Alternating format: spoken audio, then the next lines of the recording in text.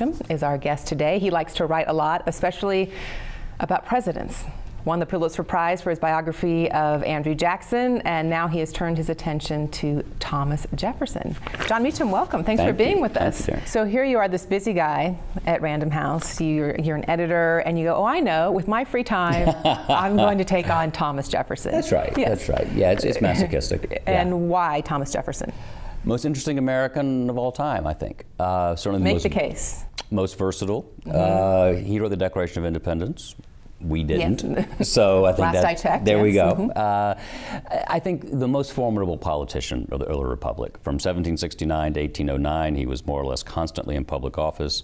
From 1800 to 1840, for 36 of those years, either Thomas Jefferson himself or a self-described Jeffersonian was president of the United States. That's something that Lincoln didn't do, FDR didn't do, Reagan hasn't done. So by the sheer measure of the gathering and holding of power, he was the most successful. And because he's this interesting American, there are a few books on library shelves around the world. I was misinformed exactly. about that. No I would be interested in the book proposal where they say, oh, there's been nothing written on Thomas Jefferson. Why did we need another book? I'm like Rick in Casablanca. I was misinformed yes. About that. I think because Jefferson tends to fall into two camps. One is he's seen as the great sage of Monticello, the beautiful house, the art, the architecture, the wine. Or he's seen as a hopelessly hypocritical slave master. My view is that, like most people, he's probably somewhere in between these two things. And I wanted to recover him as a politician because in our own time, we're so skeptical of the capacity of politics to address our problems. You know, that's not a new thing. Right. Jefferson's era was as well. And so how did he and they overcome seemingly insuperable obstacles?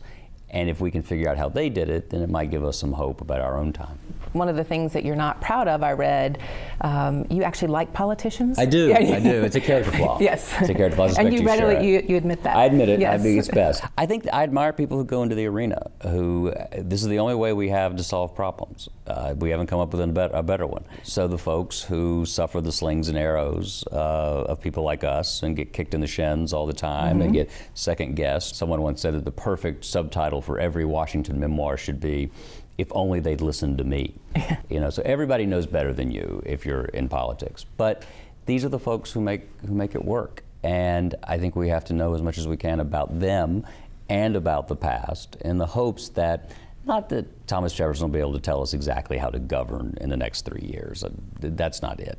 But there is a certain spirit, there are certain generic lessons that come out of the past that can be applied to the future. One of the things I found fascinating in your book that I haven't seen you talk a lot about, the women in Thomas Jefferson's life. First of all, his marriage. It sounds like he had a very interesting, challenging marriage. For a decade. Martha Wales Skelton Jefferson. She married a widow. She was a widow. She'd lost a son and lost a husband. She was the daughter of a debt collector and slave trader and planter in Virginia. She was formidable, could be harsh on her daughters, and also be ferociously defensive of Jefferson himself. He was devastated when she died, possibly suicidal. She died after about 10 years of marriage. Only 2 children survived. He lost one of those daughters in the middle of his presidency, very close to the remaining daughter, the surviving daughter. The other women in his life, Maria Causeway, a married woman with whom he fell in love in France. The central figure for 40 years was Sally Hemings. A slave. Enslaved woman. Which of course represents everything that's so complicated about Thomas Jefferson. Complicated and hypocritical and evil, and there's no excusing it. There is some explaining it. Sally Hemings was his wife's half-sister. Might have looked like her. Could have looked like her, could have reminded him of her in mannerism. Not that far in age from his oldest daughter. No, though there is, Annette Gordon-Reed, who's a wonderful scholar of this, points out, the age of consent in Virginia in the late 18th century was 12. Ooh. John Marshall married a 15, 16-year-old. James Madison wooed a 14 or 15-year-old. It's anathema to us, but older men with women, girls that we would think of. What really fascinated me, the moment that fascinates me about Sally Hemings, is they're in Paris and they've been living in France, and Thomas Jefferson says, we're going back. and she in France can be free. Right. How does he get her to come back? What's the deal? How did she bring this man to his knees? This man who could negotiate with world leaders was actually most challenged by this young girl. Of all the moments I wish I had video of Jefferson's face, it's the moment where an enslaved woman whom he owns is telling him what to do. Suddenly, for the first time, possibly in his life, someone else was in control of his destiny and something he wanted. And what's the deal that she struck? She struck a deal that she would return to Virginia, return to Monticello, if any children that they were to have would be freed when they were 21. That was the deal she struck. I call it the Treaty of Paris in the book. My sense is, I find her so brave and so intelligent and so remarkable in this moment, because if you think of fate as dealing hands, if you were Thomas Jefferson, you got the best hand you could get. If you were a young, white, rich Virginian in the middle of the 18th century, brilliant, eldest son, slave-owning, land-owning family, Jefferson was where you wanted to be. Sally Hemings had about the worst hand you could be dealt. And she did what she could with what fate had given her. And Jefferson did keep his word. All the Hemings, the only people he freed were Hemingses. And for years and years in the debate over this, we privileged, if you will, the white account of things, with the white family who said, oh, this could never have happened, right, while dismissing the African-American account, though they have the same evidentiary value. It's just oral history.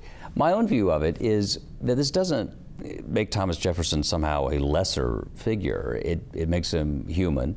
Knowing what we know about how driven he was by appetite, by deep interest in sensual things and sensuous things. He was a lustful guy. Very. Yeah. So the idea that when he was 40 years old, which is when his wife died, he would then just stop at the most sensuous human activity, strange credulity to my mind. And Mrs. Jefferson did say she did not want a stepmother brought in over her children. She had had a couple of stepmothers who hadn't been the greatest things ever. So he kept his word, but found a way to, even in his view, it was an important matter of health, that you were engaged sexually, and that's what he was. Well, I've enjoyed the book so much and learned a lot, and good luck with it. Thank you. And you'll have to come back whenever it is that the Bush His paws up. biography. Exactly, and who's to say. John Meacham, thank you so much for joining us on Bookmark. Thank you.